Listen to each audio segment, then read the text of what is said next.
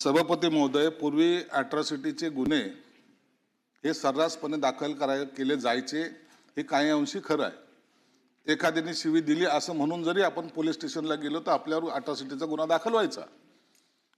आता गुन्हा दाखल केला की तातडीने आरोपीला 24 तासाच्या आत अटक झाली पाहिजे असं सुद्धा पूर्वी नियम होता आणि त्या पद्धतीने अटक काही लोकांना केली जायची। परंतु याचा काही ठिकाणी गैरवापर निश्चित झालेला आहे, हे नाकारता येत नाही। म्हणून आता शासनाने त्या कायद्यामध्ये जो काही बदल केलेला आहे त्या बदलामध्ये काय सांगितलंय की तुम्हाला तुमचा एफआयआर नोंदवता येईल, परंतु अटक करण्यापूर्वी जो आयओ असेल तो आयओ तो त्याची खात्री करेल।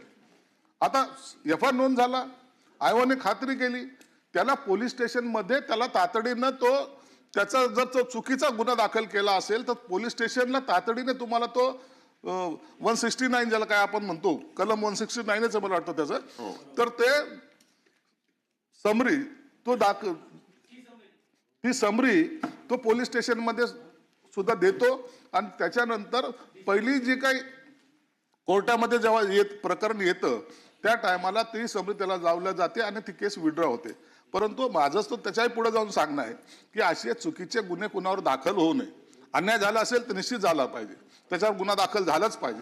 परंतु जर कोणी असं करत असेल तर त्याला सुद्धा काय कायद्यामध्ये काय करता येईल का यावर शासन सुद्धा निर्णय घेईल। परंतु आता तातडीने अटक करण्याची जी काही पूर्वीची काही पद्धत होती ती आता थांबलेली आहे। त्याचा मला वाटतं आता समाजामध्ये हे जे काही अॅट्रॉसिटीचे गुन्ह्याचे प्रमाण त्याच्यामुळे कमी सुद्धा झालेलं आहे।